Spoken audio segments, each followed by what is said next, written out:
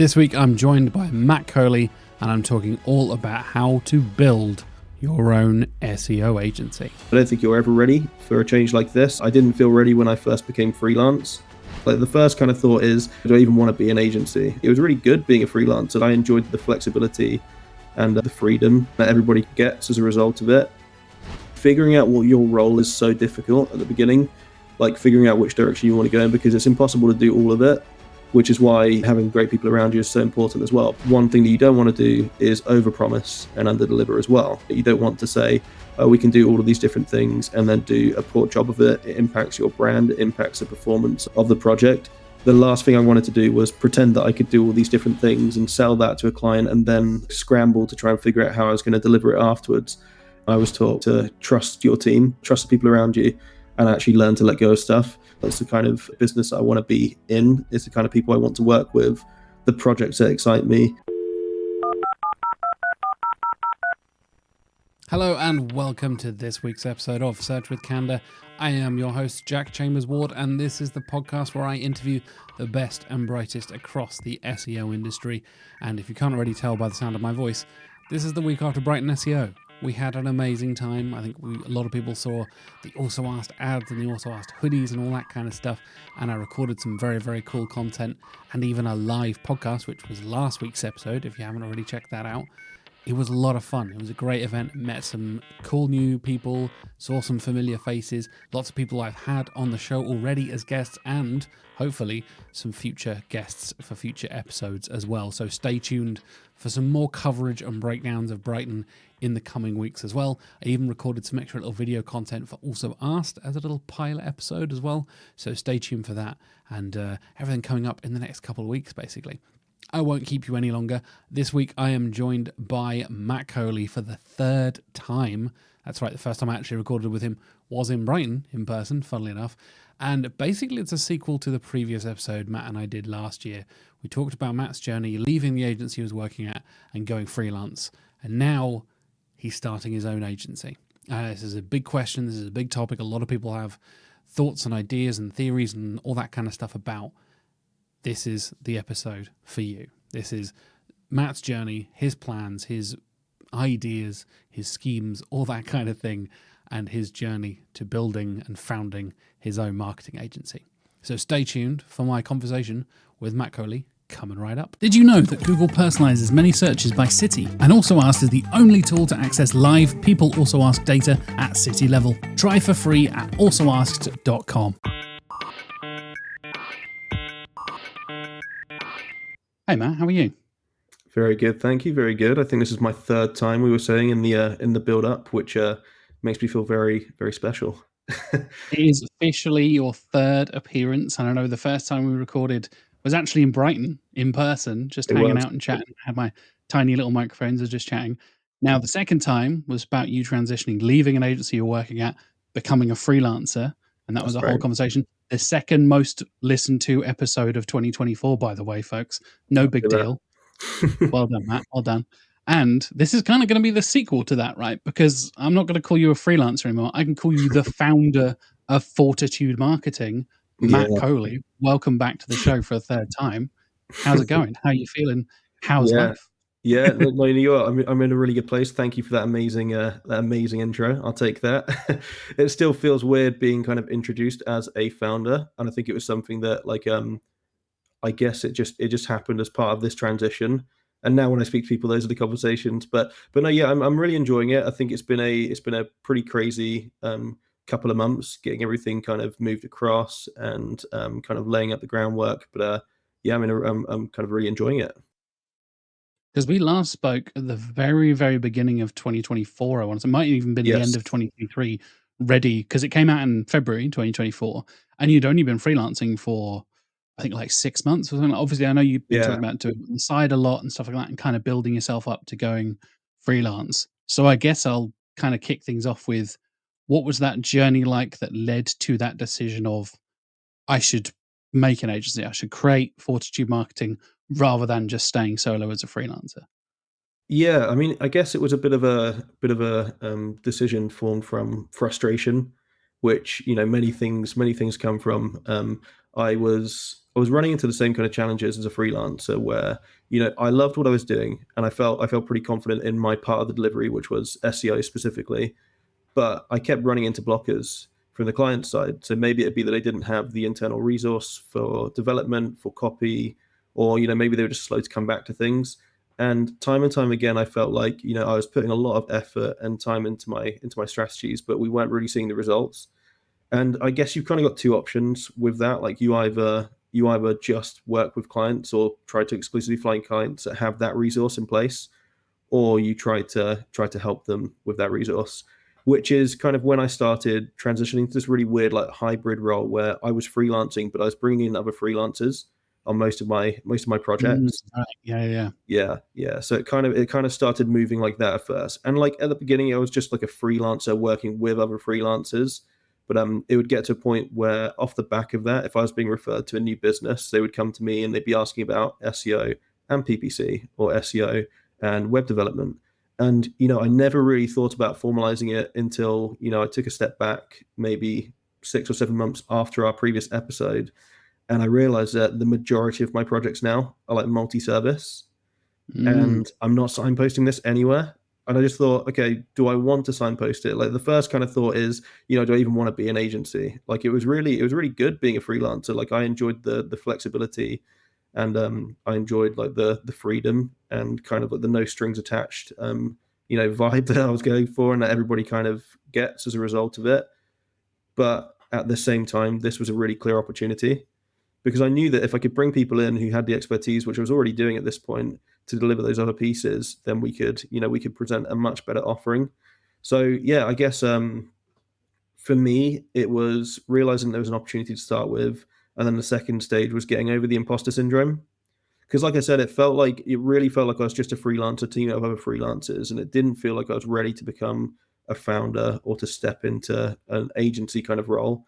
But at the same time, I don't think you're ever ready for a change like this. I mean, I didn't feel ready when I first became freelance. And I think leaning on that and like reflecting on that experience from before made me feel confident enough to kind of make the jump. And then, yeah, from there, I felt ready. So I just started putting the plans in place. That makes a lot of sense. I think that leap of faith is really required when you're going through those kind of big career changes, right? Whether that's sometimes that's leaving a job, sometimes that's changing industries, sometimes it's going freelance, sometimes it's building your own company. And I think a lot of us, I am totally guilty of this, get hung up in the imposter syndrome stage and never really commit to actually pulling through, right? You never actually take it to that next stage and you're kind of like, I could probably do that. Oh, maybe I could do that, but it seems like, too much hassle, too much work. I'm not good enough. How can I compete with all these others? All that kind of stuff. I love that you kind of realized, because I think that's again, a fairly unique place for freelancers when you are partnering with other freelancers. I know a lot of freelancers Yeah. partner with, ironically, with agencies as well, right? You end up doing like off board or like white paper kind of stuff. Like, oh yeah, cool. I'm working and freelancing and essentially being the outsource for bigger companies. Yeah. But like you said, I've definitely heard freelancers almost creating like little referral networks of like, oh, I know this web developer and I know this graphic designer and I know this UX person and I know this SEO person and this PPC person. You all Exactly. kind of refer to each other and work together and all that kind of stuff. And Yeah. I think you can get into that really nice habit of that collaborative kind of stuff. And like you said, the next stage is then pulling it all together and making it combine into a cohesive unit, I guess, in many ways. Yeah, because this is the thing. I mean, I think that like you can definitely collaborate with people as a freelancer, and it's super valuable. But I guess one of the challenges off the back of that is if you've got somebody external that you're recommending for development, for design, for PPC, for SEO, for copywriting. If you've got all these different components, and the client has to directly work with each of them, then that could be that can cause a bit of friction versus like the agency route where they just have one point of contact, one main point of contact anyway, one source of like kind of like billing as well. Like it just saves a lot of the admin if you can bring it together and deliver it like that. And I guess as well, like the benefits of doing it with other senior experts to start with, is that you don't have the same kind of overheads. So I don't have like a fancy office that I'm paying for. I don't have staff salaries at the moment. I think that's obviously going to change down the line because that is a direction that I'll be transitioning into. But for now, like we're able to offer a pretty comprehensive, strategy with senior experts at a pretty good cost as well. Yeah, I love you mentioned there, like, I don't need a office. Not as maybe you will do one day, but I think that is hugely powerful now because you can build an entire company that is fully remote and be just as productive and just as successful as you are, in one location in person, whatever it is. And I think we've seen, I know of a handful of agencies here in the UK that are fully remote. Us at Candour, we're kind of hybrid. We do a bit of both. A couple of our developers and stuff are fully remote. They live a bit further away, but they all come together for the big like staff parties or the big like Yeah, Christmas do and all that kind of stuff, right? You still get that kind of collaborative kind of thing. And I totally agree with you. I think the strength of agencies for me is the direct access to other experts so quickly. Like you said, it can be cool to collaborate with other people, but as soon as you're kind of, hey, client A, here's a designer I've worked with before. As soon as you pass them off, you have no control over timings. You have no control over anything else. yeah, Like you said, you're then relying on like, okay, so if their design work delays the migration and I can't even get started on the redirects until they've done the page layouts and all this kind of stuff, like you're then this is stuck it. waiting on something you have no control over. Like you said, they're not an employee, they're an external person.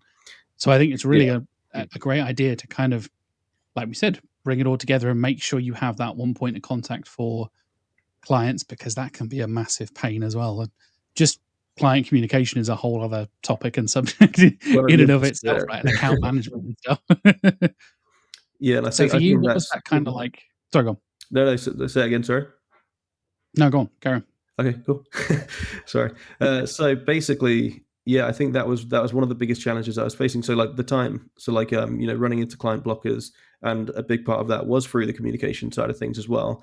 And while I was saving time by bringing in experts, like because we were all separate, it was we had about maybe 4 or 5 separate calls with that client, and that was enough for me to realize that yeah, that can't that can't kind of be a permanent fixture in the business.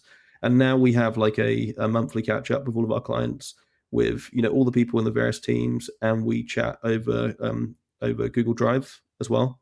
So everybody can talk, collaborate with each other internally, but also directly with the client. And I think that's made things so much smoother. Yeah, definitely. I think the things that really stuck out to me when we had our conversation last time, I know the big reason I don't do a lot of freelance work, I've dabbled in a little bit of SEO freelance stuff. I've done a little bit of podcast editing and Yeah, video editing and stuff, but I've never made it my full-time business because I am very much not really risk averse, but I quite like the idea of having that steady salary, right? And for me, when it comes down to doing admin stuff, I am the wrong man for the job.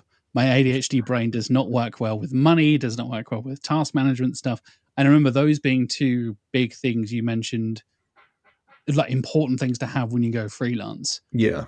That side of things must be even more important when you're building up to creating an agency, right? That task management and the finance side of things is even more important than ever. Exactly, exactly. I mean, I kind of like lean on what I was saying in the previous episode, whereby like it's really key to have a good accountant in place, like especially when you True transition life into an as well, agency. I mean, I like think. yeah, but I mean when you first start as a freelancer, like right at the beginning, you can be a sole trader and you can manage your stuff, and it's not overly complex. But then when you start to become like a limited company, I think that's probably the stage where it makes sense to bring in an accountant, and then especially when you start to work with a wider team of people, it just takes that headache away completely. And like whatever you pay them every month is normally made back in savings on tax and time as well. Yeah, definitely. I think there's that real kind of the evolution to that next step, right? And I know Yeah, again we talk so much about that financial side of things. Suddenly paying for other people's wages and thinking you're not just paying client stuff, you're invoicing, you're going all through that process. So what would you say are the kind of essential things you would need if someone is listening? yeah, Because I know a lot of people talked about that journey and we talked about it last time, right? So many people were going freelance, thinking about freelancing and were inspired by our conversation before. If people out there are thinking, oh, maybe I could start my agency, what would be like the main things you need to have before you even pull the trigger and start making that agency thing happen? yeah, 100%. I mean, I think that there's different things for everybody and every kind of agency, but the things that matter the most to me, or at least did when I started this transition, were firstly having a great accountant in place. So I've got somebody that just manages all of that for me. Having business insurance in place. So I think we spoke about this on the last episode. Boring You did, yeah. topic, but professional indemnity insurance just to keep you covered. And there's a few other insurances that you can kind of get to keep you protected too. Also, just the right tools. So the essential software that you need to actually deliver the work as well. So for me, when I was a freelancer, that was just Ahrefs. Now I've got project management, software. So like I pay for premium Trello, and a couple of other things as well that support the other channels that we're delivering across. So it's just working out kind of how much budget you need for those items as well, at the beginning, and then before you make the jump, that you're not going to be caught out. Because I've spoken to a lot of people who've kind of done that, where they start the agency, or they start making some kind of transition, and then a couple of months down the line they're surprised about the costs involved, and that's completely understandable because it's a new thing. But just try to come up with a bit of a game plan and factor in those things in your budget. But and I think as well, like having a clear offering is really important too. So I think everybody that I've spoken to, or at least the people that I've spoken to who have been there and done it, have told me to niche down in some kind of way. Everybody looks at that slightly differently, though. I mean, some people say that you need to be uber specific. So, like, you need to be, I'm an SEO, we're an SEO agency that specifically works with accountants or something like that. I never I really have liked the seen a few idea. agencies that have done that before. Yeah, I have Yeah. one I saw. We actually lost a pitch to once. Was I trying to remember this? I can't even remember the name of the industry. That's how niche it Yeah. was. Yeah. It Yeah. was something to do with the rubber used in like tires and sealants and Right. stuff like Okay. that. And they claimed to be an agency that Focus specifically on that. worked with like the rubber agency. I think I'm like, no, Yeah. you don't. That's not a thing. You've just That's created a landing page, you cheeky that's bastards. Like, crazy. you're totally right. I think so many of us fall into that niche thing of like, oh, you need to niche down, niche down, niche down. But I think we're on the same page here of like, there is a limit to that before you Oh, get a bit definitely. silly and like Yeah. Yeah. start cutting yourself off of opportunities and clients, right? That's it. That's it. Like you can make a rod for your own back if you do niche down too much. So I mean, what I've done with Fortitude Marketing is that we specifically work with industrial clients, but that's still pretty broad. So that covers within it manufacturing, construction, engineering, and instead of highlighting the specific channels, because the way that we kind of deliver our strategies is, we'll work with somebody across a digital marketing retainer. We'll figure out where their audience is online, and we'll come up with a plan with them that allows us to target them. So that might be through SEO, it might be through PPC. There may be some design and development work needed, but I like to keep it kind of as open as possible within that. But it's all about the industrial space. So that's kind of how I've niched down. But again, it's still pretty broad, and it covers a lot of different channels as well. So yeah, niche down, but not too much, I would say. But some people feel differently about that. And that seems to reflect what you were saying earlier about your website, right? It was like, oh, it turns out I'm offering stuff that I'm not even mentioning on This is social it. media or Yeah. on my website and stuff, right? We see Matt the SEO guy, not Matt the digital marketing person. And this is definitely the theme that I think was definitely part of our conversation last year, was the theme for all of last year, was SEO needs to stop being a silo, and we all need to collaborate more with the other teams. Hopefully Yeah. it's within an agency and you're able to openly communicate and easily kind of understand those teams. But even if it's external stuff, like you said, there is a time and a place for SEO. There's a time and a place for PPC. There's even a time and place for paid social stuff, right? That it Yeah. might not be the Yeah. Of same as course. working in Google Ads. Even within the specific elements of digital marketing, those specific industries, like we said, niching down. Maybe they need local, or they need more technical SEO, or they need more content, they need link building, all this kind of stuff. Yeah. I think a lot of us get stuck in that, oh, I only do SEO, so that's all we can do, or I only do local, so that's all we can do. Yeah. But like you said, being able to offer that stuff and be clear about what you do and don't do, for me, is what separates any good business, pretty much. Let alone how agencies work. Yeah, yeah, and I think that's so like it's so valuable to like recognize the time and place for kind of each channel, and to not have to restrict yourselves. Because like you said, I mean, I think like something that I've noticed a lot of is agencies that are selling, channel specific projects, which is completely fine. But like if there's an opportunity in another area and they don't offer it, then they just kind of ignore the opportunity. They don't highlight it to the client because understandably they don't want to lose the business. But fortunately, with the kind of model that I'm working with here, if we spot an opportunity in a different area, we can take advantage of it. And the benefit of selling it as a digital marketing retainer and not just SEO is that if I do spot an opportunity in PPC, for example, I don't have to say, okay, yeah, so if you want to do PPC, it's going to be an extra X thousand per month. Like the retainer kind of covers that, and there's a bit of flexibility with that. Yeah, definitely. I think that flexibility and, like I said, the multi-channel approach, I think, is key at this point. And if you're really Yeah. just doing one thing, I think you're kind of going to get left behind. And like you said, you will end up maybe doing the dodgy thing of like, actually, they'd probably benefit from, I don't know, social ad, paid social stuff, but I don't do paid social stuff. So I'm just going to keep quiet and keep making this content that's not actually going to do anything for them from an organic perspective, This is it. because that's what they're paying me and that's the contract they sign. So sorry, client, you'd probably be better off doing option B. You're stuck with me doing option A. But Yeah. when you can have that flexibility to offer multiple things, and I think you're spot on when you do that initial analysis and say, actually, you're better off as a combo of SEO and PPC, or just PPC, or just SEO, whatever it is, having that initial conversation and understanding where the industry is, where their competitors are, where they are as a business is a huge part of that. And being able to tailor your offering to clients, I think, is kind of essential, right? I feel like it's obvious, but maybe it's not so obvious.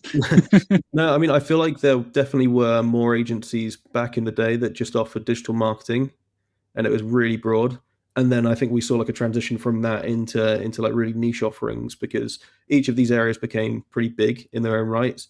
And now I think we're seeing a transition back, or maybe not as much of a transition right now, but I think we are going to see a transition back because my opinion is from a business perspective, like it makes so much more sense to be able to say, okay, yeah, we've got a digital marketing agency that handles all of this for us.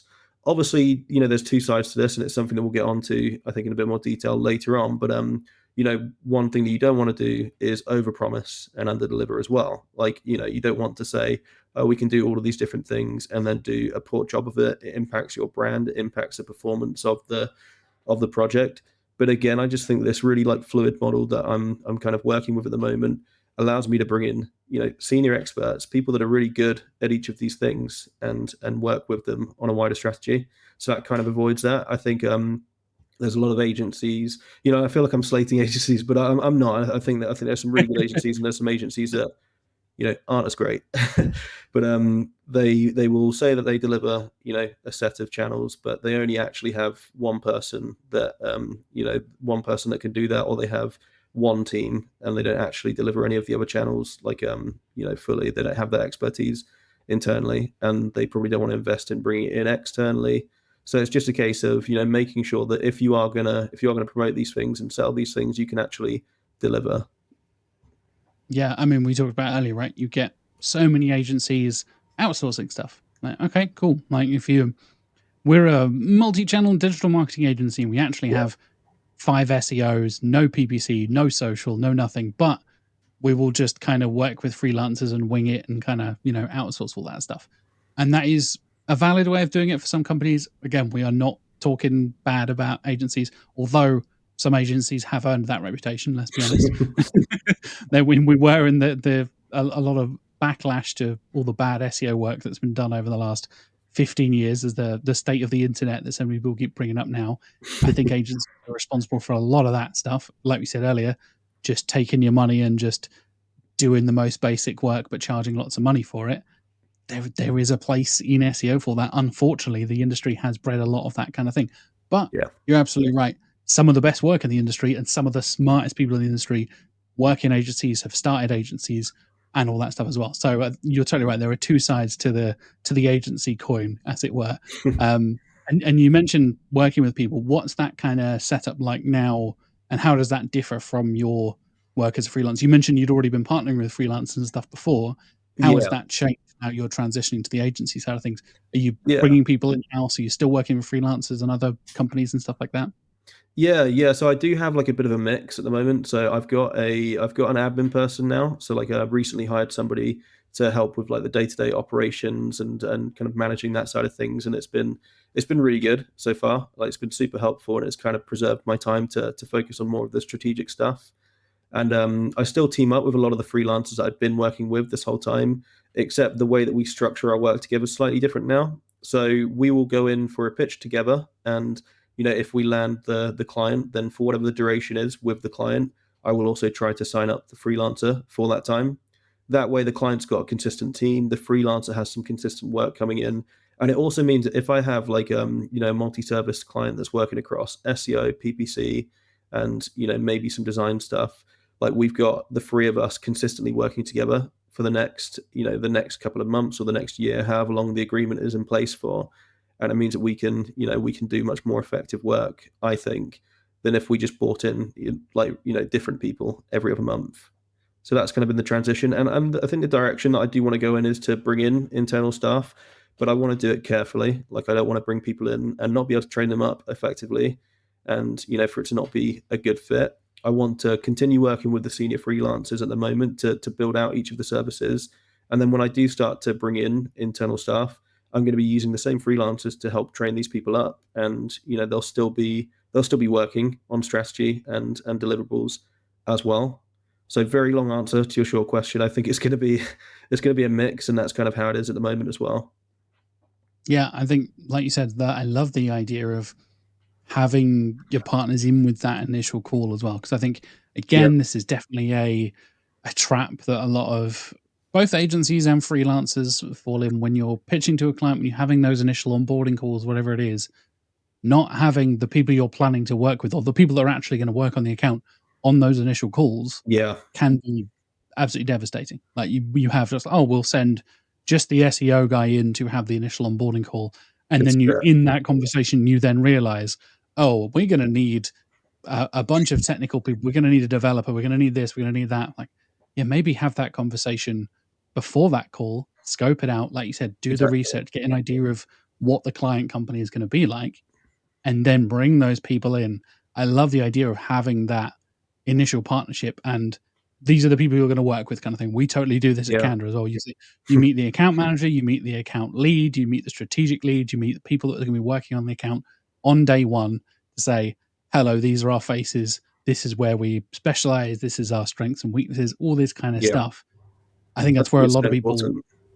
make that mistake, right? When you Yeah. don't bring them in and just be like, "Oh, I'll bring in a freelancer later." Turns out that person doesn't have availability, and then you're panicking, and then oh god, and you haven't had that that This is it. pre-conversation. Like you said, if you can plan them for that project length, that's perfect. You're basically working much more cohesively, and you get that commitment from both the client, from yourself, and from your partners there as well. This is it. Exactly. And I think there's nothing worse than being on the delivery side of things when somebody's missold a project. Like I think all of Been us there, have had mate. I've been there in experiences at previous times, agencies. where you've been given a project, or like somebody comes over to you and they're like, okay, cool, the start date's in 2 weeks. This is what we've told them we're going to achieve, which is a worse one, and these are the deliverables to kind of achieve that. And you We've work at it, and it's like, guaranteed 100 what is times the this? traffic. Like, oh god. This is it. Yeah, you just look at it, you're like, what is this mess? Like, this isn't realistic. But yeah, this just kind of avoids a lot of that because I don't claim to be an expert in all the different areas. I'm kind of stepping more into like a project management type role, but I lean on the experts with the expertise to sell and to deliver that work.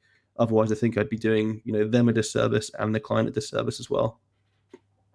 Yeah, I think that is a big part of what I see from the senior team here at Candour and what I've seen at other good agencies and speaking to other good people who run teams like that. Yeah, You end up becoming more of that strategic linchpin that brings everything together. Like, for example, Mark Williams Cook, one of our directors here at Candour, doesn't work on clients day to day, but he comes in for calls. He's part of the annual review meetings yeah, internally. He's part of those initial things for like, here is my 20 plus years of experience. Here's what I would recommend. You've done brilliantly here, maybe not so great here. Why has this happened? Why has that happened? And being that thing where we bring in people like Mark and Jessica, our strategic director, to have those big reviews, like you said, to get an overview of everything. They're Yeah. not necessarily working day to day. Sometimes they will be doing client work. I know I was talking to you before we started recording. I don't really do much client work anymore. I'm No. not even part of the strategic side of things. I'm more of just dipping in and out of clients and helping out where I can. But I think having somebody there like yourself being, I'm going to get to call you again, the founder of Fortitude Marketing, to be a strategic kind of key to everything, to make Yeah. sure everything is working together, to manage those projects, to understand, you were part of that initial call with the clients, so you understand where they're coming from and build those bridges and connect everyone together. Are you worried you're going to kind of do less work, do less of the grunt work at the end of the day? Because I've always think like, even though I've mostly transitioned out of client work, I still do a little bit. I Yeah, said you to want to Mike, keep on top of it, definitely. do more stuff. I still want to keep my, keep your skills sharp, keep in touch with the industry, all that kind of stuff, so I can have Yeah. conversations with people from real experience, not just, oh, I heard that this thing works and I'm just winging it. I have conversations on this podcast where I can use real client experiences because I've worked on clients for years, right? Do you worry about that? Like you're going to Yeah. eventually transition and not do any client work and pass over all the work to somebody else? Yeah, I Or think is that something you're I looking did forward worry to about that when I first kind of started the agency, because I think figuring out what your role is so difficult at the beginning, like figuring out which direction you want to go in, because it's impossible to do all of it, which is why, having great people around you is so important as well. But when you're a freelancer, you effectively do all of it. Like you might have like an accountant, and you might have like a coach or something occasionally that you speak to, but you handle everything. And with an agency, you have to be way more intentional, because things start to scale and it's just impossible to manage. But yes, I mean, I guess when I made that decision that I was going to be more strategic and business growth focused, I was worried. I was thinking, okay, yeah, but like the whole reason I'm able to effectively deliver this stuff and sell this stuff at the moment is because I do it, and I enjoy doing it as well. I didn't want to lose that. So I think for me, I still am pretty involved in like the strategy side of things for the clients. So like I will sit down with the people delivering the work, and we'll come up with the strategy together. So they'll come up with the strategy for each of their areas, but then we'll come up with the combined strategy together. And as and when people are delivering tasks, I will normally I'll normally come in and help out with things, and make sure that I'm still keeping my eyes on what's happening in the industry at the moment, and like the latest the latest things that need to be kind of factored in when you're delivering the work. That's a bit of a mouthful, but long story short, I was worried about it, but I'm feeling pretty comfortable with the way that we've actually moved with it now. Like just by being involved in conversations, by being involved in tasks, and being involved in strategy, I think I've still been able to keep on top of it. But yeah, that's an important thing to decide, because I mean, some people might not actually want to do any of the delivery. Some people might not mind, and that's completely fine as well. But it was something that was important to me. Yeah, I think you're totally right. And maybe somebody will find their perfect moment, their career thing where they're like, oh, brilliant. Now I can finally step back and just focus on bigger picture stuff and not worry about getting my hands dirty and getting involved in all that kind of stuff. That's what I've always wanted to do. Or they might Yeah, not have even known that and go on that journey. But I think you're totally right where you can find that balance. Like I said, for me, even though I'm not running the agency, there's still an element there of wanting to keep involved in the industry, keep hands on, still know, oh, I haven't built a website on WordPress in 10 years. I have no idea what to recommend to somebody who would be building it in 2025. For example, I'm building my personal website as we speak, and I was like, oh yeah, I haven't built a website in like 6 years. This been is way weird. too long. Exactly right. Yeah, I last built one for Yeah, my other podcast, which was we're coming up on 8 years of that this year, so it'll be 8 years since I built a wow. site from scratch. Oh yeah, a lot's changed. Maybe do I do this hosting thing or that hosting thing? And if maybe I just kept up with a little bit, I would be way more, easy to just jump straight back in. And when you're working with other people, when you're responsible for other people as well, I think that's even more important to say, Yeah, yeah, I've been there, I've done that, I can recommend this from my experience, I've done this. Because I know I love the quote on the Fortitude Marketing website was like, you can have all the qualifications you want, but it doesn't matter when it comes to experience, right? You have that moment of like, yeah, cool, you can do all this stuff, but qualifications can't be experience. When you've actually done that's the it. work yourself, which is what you built your freelance business from, is you doing the work to then transition to be like, actually, I was really, I was doing pretty well and I was pretty successful at doing this myself.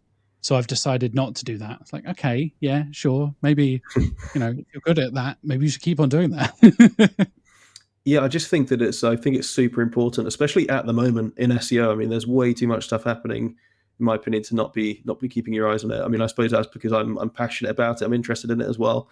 Like some people might think That helps me. there's so much stuff going on it. I want to get away from it, but but for me, it's kind of been the opposite. So I guess just through wanting to be involved as well, I've like kept my eye on things, and I've still been, I still go to like a lot of like webinars, and I still like do courses and kind of expand my kind of knowledge in that way, as well as getting involved in kind of client delivery as well. Yeah, I'm always amazed when. So I attend a lot of webinars. I listen to a lot of podcasts. I consume a lot of SEO content as much Yeah. as I make on here on Search with Candour as well. I think people are always surprised about how much I am trying to be involved and stay in touch with the industry as a whole. Because I think you even see like incredibly experienced people that have been around. No offense, Matt, far longer than you and I have in this Yeah, industry, yeah, and they're still doing that stuff. They're still attending webinars, they're still hosting stuff, they're still being a part of this conversation, being guests on podcasts, listening to podcasts, taking courses like you're saying there. I think that is so important to not stop learning.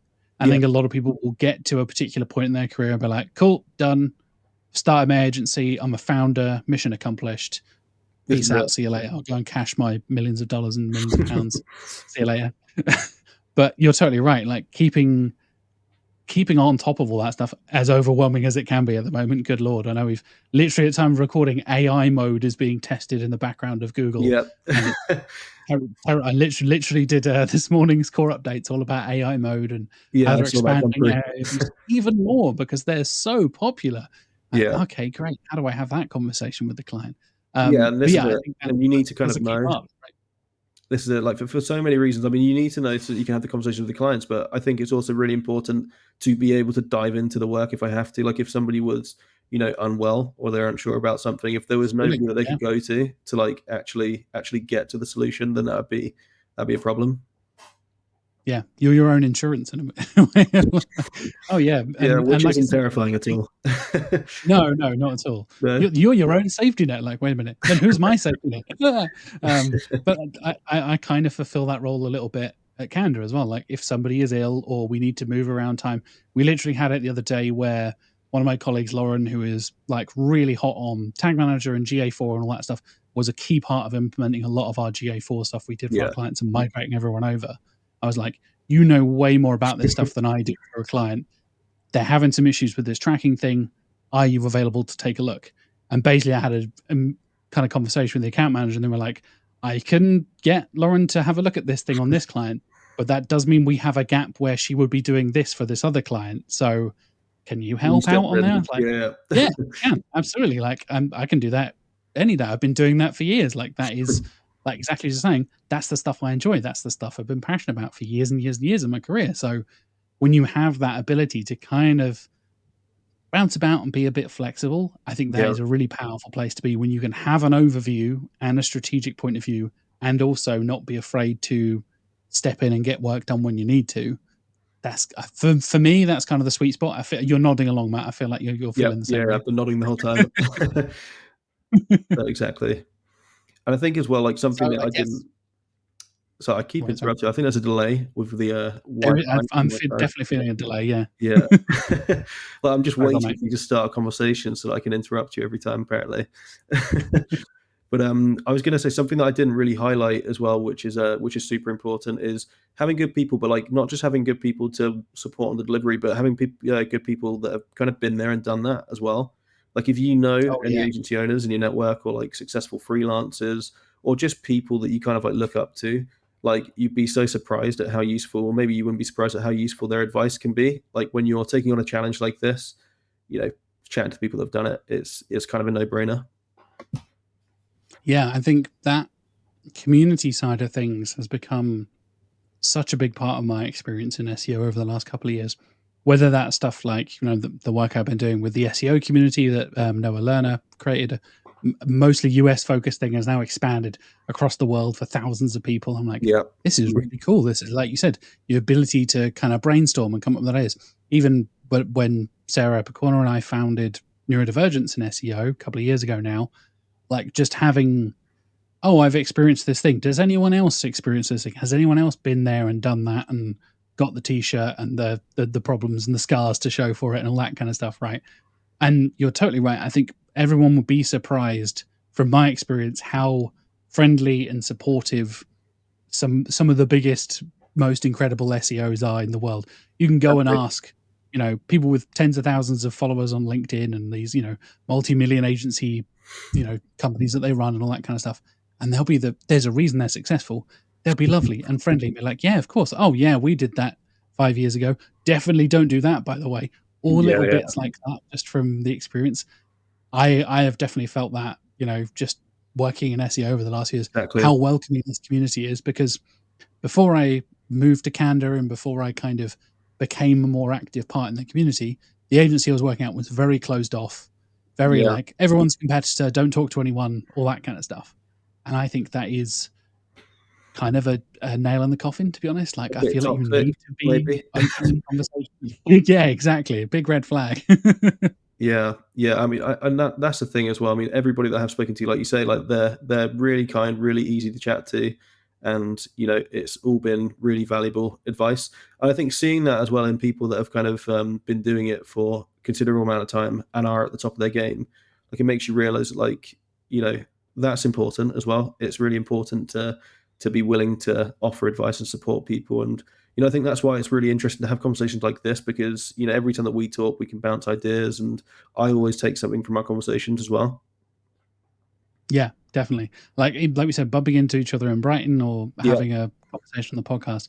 I know I've had a couple of conversations already this year where it's already been like, "Oh, I hadn't thought of it that way. That's a really interesting way." Or the guest will go away and be like, "Do you mind if I write a blog post about the thing we talked about, or do a video about this thing?" I'm like, "Yeah, sure, absolutely. Like, let's expand that even more." And like, just this kind of conversation, like you and I, when we first met, were working at, in theory, competing agencies, yeah, right? I yeah, was at Candour, you were at Era, but like, hello, mate, how's it going? We had a chat. Who cares? Like, I find it bizarre that people just like, oh no, they are also in our like, they work with the national companies, so we don't want to work with them. Like, we don't want to talk to them.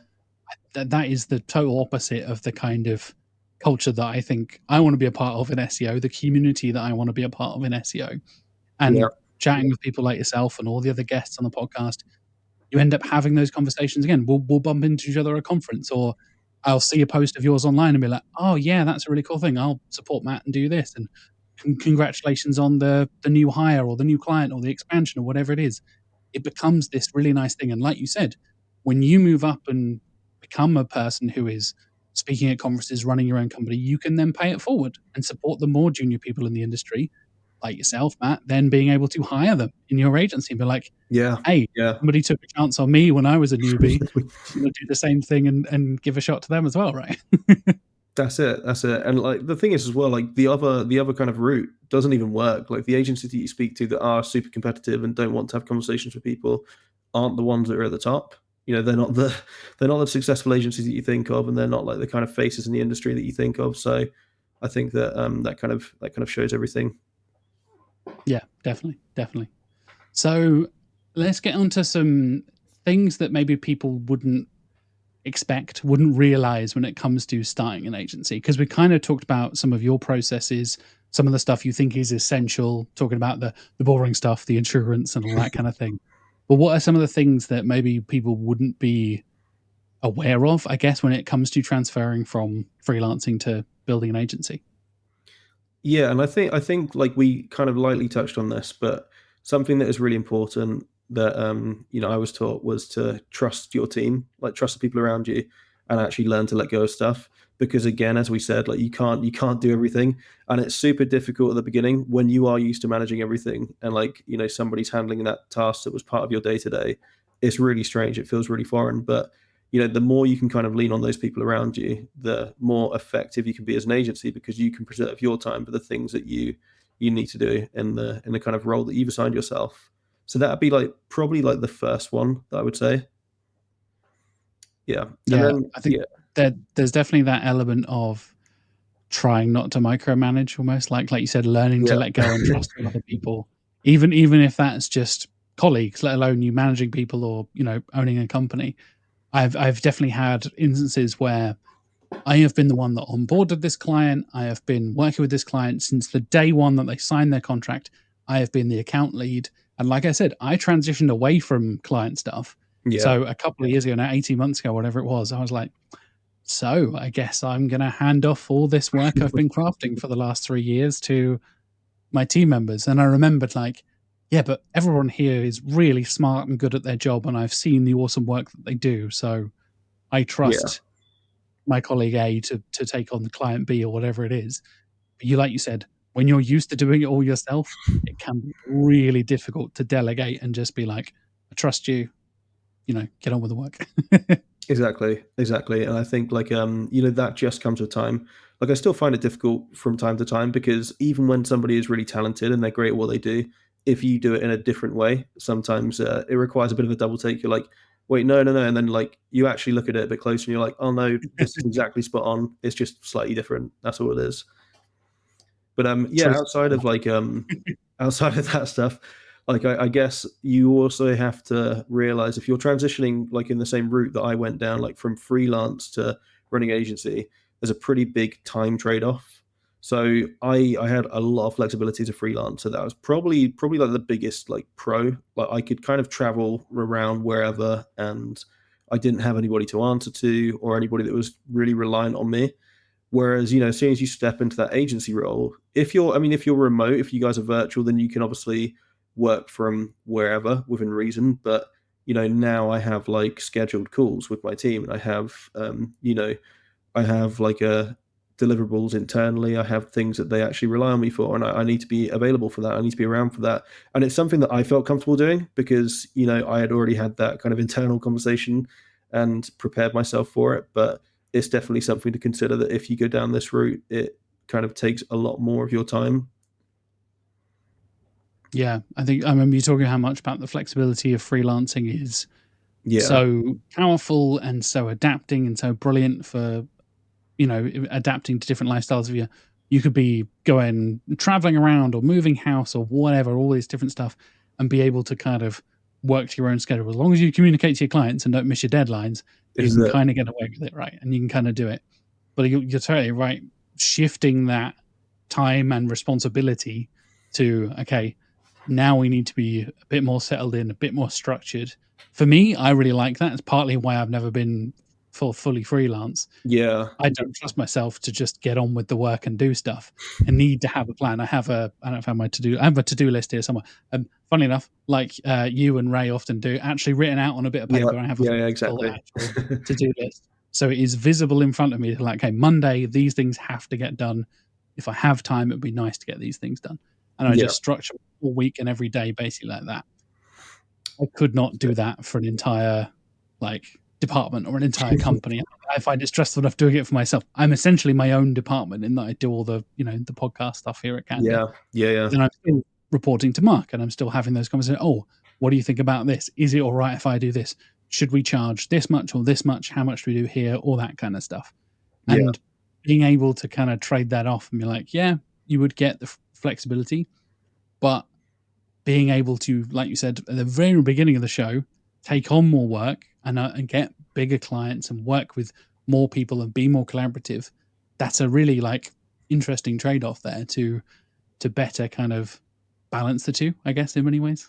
yeah, yeah. It's tough, but I mean, I kind of like the structure as well. Like, I mean, as you said, like I write out all my tasks and kind of like having like it stepped, kind of step by step in front of me. But not everybody gels as well with that, especially some freelancers that I've worked with in the past. Like it was really important to them for everything to be completely flexible.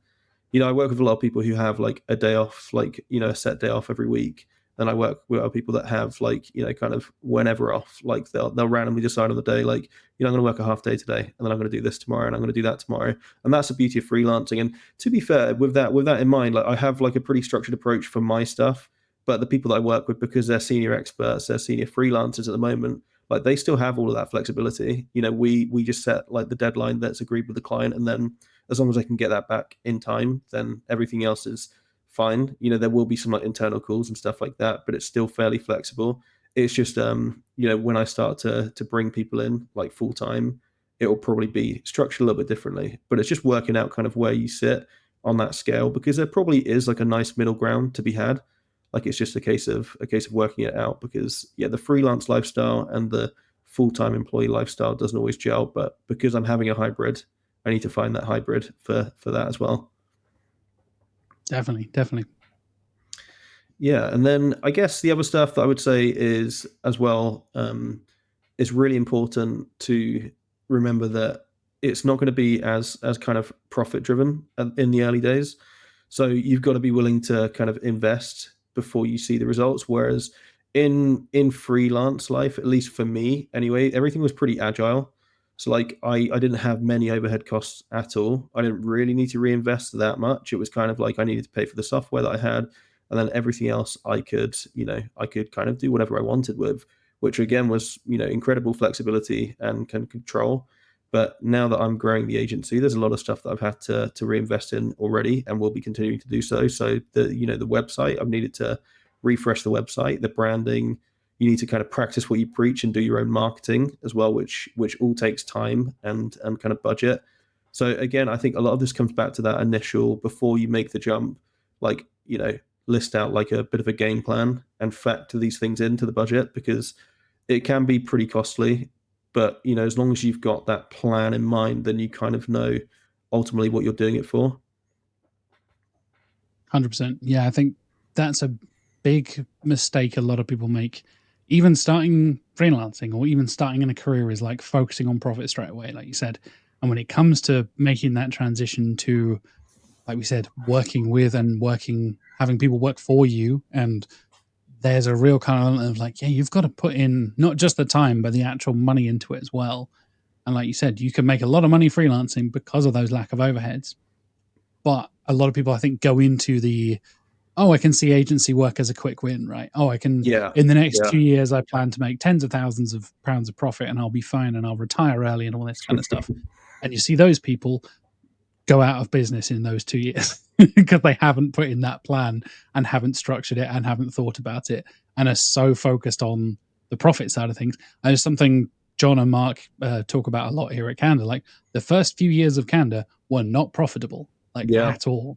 They were barely making. They were paying themselves. And granted, it was a much smaller team. We're now 25-ish, I think. And there was like 4 of them, but still, you're only getting enough work to just keep the lights on, basically, and keep going in that way. yeah.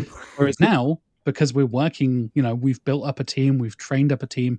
Now everybody has been here for a reasonable amount of time. He's been here a few years. We're really kind of like a cohesive unit now. We're much more profitable than we would have been 5, 10 years ago, 15 years ago, whatever it was. And I think, like you said, that long-term investment rather than looking for the quick win and make a quick buck is, but for me, might be the number one thing that sets apart agencies that will be here in 5 years and agencies that won't be here in 5 years. Yeah, yeah. I think it is super important to have some kind of game plan. I mean, I think I said this actually with my freelancing as well. I laid out a bit of a roadmap. I had targets for the whole year, then I had targets for 6 months, and then I broke those down into like smaller targets. You might not need that many, but I like having kind of benchmarks to work towards. But I've done the same type of stuff with the agency, so that way I know, I kind of know why I'm doing it. Like it's not just financial targets as well. It's the kind of business I want to be in. It's the kind of people I want to work with, the projects that excite me, and yeah. And I've just tried to break that down into achievable kind of chunks. And I'm working through Q2 at the moment, so like the second kind of load of targets. And yeah, I mean everything's kind of it's been challenging, but because we've broken it down, like we've been able to kind of get through it in the way that we'd hoped, which is really fortunate. I think you can focus too much. So okay, so you can focus too much on the short term, and you can focus too much on the long term. Like the short term is okay. I think that I want to make a load of money right now, so I'm going to go and do that, and then you don't actually map out or chart the course to do that. And then focusing too much on the long term is okay. Like you know this is where we want to be in like 5-10 years, but then not actually breaking it down. You need to find somewhere in the middle where you're like, okay, cool, this is what we want now, this is what we want then, and this is how we're gonna can try and map that out. 100%. I remember you mentioning your plans last time that you said with even if you're just freelancing, even if you're working in an agency or you're working in house, having an idea of those kind of things, whether that's your deliverables, whether that's your profit, whatever it is, breaking it down, and like you said, finding that middle ground. I know so much of us in SEO talk about, you have to really work in 3, 6, 9, 12-month kind of things, right? Oh, even if you update this or write this new thing or create this thing or build this link or whatever it is, you're not going to see the results of that for a few months. And I think you're spot on. The other way around, people maybe focus too much on the long term and have that, where do you see yourself in 5 years question that, as a not long-term plan person, I absolutely hate. I never Yeah. answer that question. I'm like, I have no idea. If you'd have told me 3 years ago I'd basically be doing video editing as a core part of my career, I would not believe you. Like my job at Candour that I got because I host a movie podcast that Mark Yeah. listened to and mentioned, like, no way. If you'd have told me when I started Sequelizers 8 years ago, I would be working at a digital marketing agency and hosting their podcast and doing a load of video editing and planning a conference Yeah. and all that kind of stuff. I couldn't have predicted any of that stuff at all. But like you said, when you know where your strengths and where your weaknesses are, you have a rough idea of, oh, I enjoy this, so I'm going to lean into this, or maybe I don't want this, so I'm going to find someone who can do this easier, more comfortable, better than I can. Yeah. That's where the power of an agency and a team comes in, right? When you were able to kind of find those balances between everybody. Yeah, this is it. And like obviously it evolves, obviously it needs to be flexible, which is why again, like breaking it down kind of allows you to do that because like you say, mate, I mean the amount of people that are in completely different roles to where they would have expected, if they had been asked that question 5 years ago. But sometimes it's quite good, just to kind of give you like a bit of a guiding star. But that guiding star moves, like that moves kind of with the steps that you take for the shorter term targets as well. But yeah, it's really interesting. I think everybody kind of works differently, and for me, that's been really helpful. And I guess we mentioned it earlier. I think maybe the cardinal sin of agencies is overpromising, right? That is Yes. the thing that put me off a previous agency and I got almost frustrated with, and a thing I have seen many clients over the years come to us and be like, good Lord, that previous agency or that other person really overpromised and underdelivered. How do you manage that from your side of things when it comes to actually being part of the responsibility of actually delivering the stuff? And like we Yeah. said, having that initial conversation with the client, how do you manage that, actually being able to promise what you can deliver and deliver what you promise? Yeah, completely. I think that was super important to me because I wanted to go into a broader digital marketing direction, but I didn't necessarily have the right background to do that. The last thing I wanted to do was pretend that I could do all these different things and sell that to a client, and then scramble to try and figure out how I was going to deliver it afterwards. It's all come down to my network for me. So the people that I've like met over the years and worked with over the years in each of these different channels, it's just about speaking to them and getting them involved as early in the process as possible. And with that as well, like I actually invest in my own training in each of the different channels that we sell. So not because I'm necessarily going to be delivering the work, but because I still need to understand it, and I need to be able to work with them and strategize with them. Like I think it can be really frustrating for the person delivering it if the person that is kind of guiding them or working with them has no idea what's going on. But yeah, I think for me it's just been about collaborating, like collaboration, and bringing those people in as early as possible. 100%. 100%. So let's wrap things up, Matt, with a little new segment I have on the podcast that you didn't experience last time. Okay. It's the weekly Yeah. recommendations. So you mentioned a couple of tools, a couple of bits of software Yeah. you use.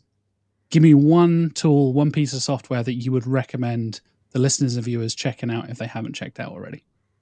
So I've been using Spark Toro a lot recently, which I Mm. found super valuable just for audience insights because, like I said, now that we're working a bit more broadly, and that first stage is always who is your audience, where are they spending time online, and how can we effectively target them? A tool like Spark Toro is really helpful for that.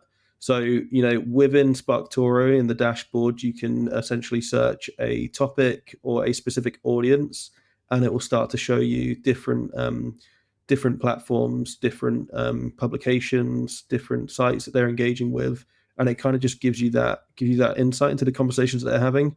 And I think that's a really good tool to use in the earlier stages. It can be difficult if it's a really niche topic or if it's for a website that has like hardly any traffic. But in terms of kind of I guess overcoming that challenges, overcoming that challenge, I would say that if you're working on a website that hasn't got a lot of traffic, but the industry, is pretty broad, then look at it through the lens of the industry instead. So use a tool to research that industry, and then it can give you some good insights. It's not foolproof, but it's been super helpful for us. Nice. Yeah, I've used Spark literally like twice in my entire career. It's always been something I want to dig into more. So Yeah. I appreciate the recommendation. And last recommendation: an article, a podcast, a video, anything like that. It doesn't even have to be SEO related or agency related. What have you been enjoying? It could be a book recommendation or a TV show, whatever you want. What is something you'd recommend for the listeners of yours to check out? Yeah, something that was recommended to me by a colleague of mine, Craig, was a book called Psycho Cybernetics. Now, I'm not normally into like the mindset kind of, I guess, like, I don't want to say spiritual stuff. Like, I'm not against it either. It's just something that I haven't really delved into very much. But this is all about building up your personal confidence, overcoming imposter syndrome, and I found it really helpful to kind of get me in a good headspace, because when you're taking on a lot of new stuff, all of those thoughts, all of that imposter syndrome kind of comes your way, and it's good to have some, I guess, strategies in place. And this is what it teaches you. So it teaches you some tactics and strategies that you can try to deploy to overcome that stuff. But yeah, that was Psycho Cybernetics. Very cool. Nice. I will put links for both of those in the show notes, folks, if you want to go and check them out. Of course, I'll put links to Fortitude Marketing. You can go and follow Matt as well. Where is the best place that folks can find you and Fortitude Marketing, Matt? Where is the website, the LinkedIn, the social place? Like you said, practice what you preach. Where's the best place for folks to find you? Yeah, so I put in the show notes, practice what you preach, and then in brackets, don't do what I do.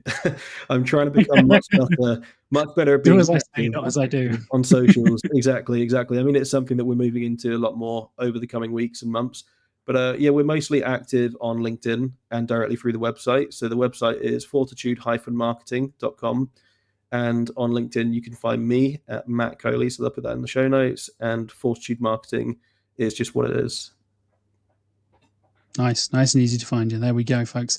Well, thank you once again for joining me, Matt. Hopefully, we will have a record fourth appearance on the show, maybe.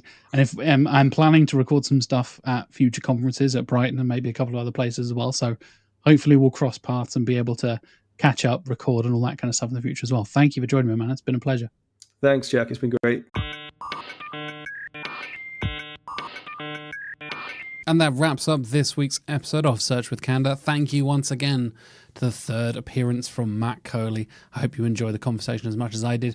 Maybe you're inspired to start your own SEO agency or got some advice and tips from Matt's journey, even if you're not thinking about it, like I am. Anyway, next week I will have the fantastic Tom Winter joining me to talk all about AI agents.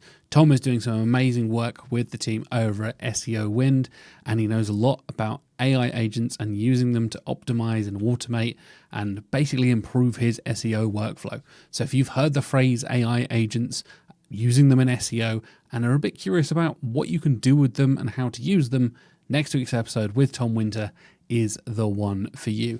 In the meantime, please do like and subscribe and all that good stuff here on YouTube. Leave us a review on Spotify, on Apple Podcasts. Share the podcast around. Give us a comment down below. I hugely appreciate any support and any interactions you can give to help share the show around to the good folks in the internet and in the SEO community in general. Thank you so much for watching or listening, wherever you're watching, listening, and I will see you next week. Have a lovely week.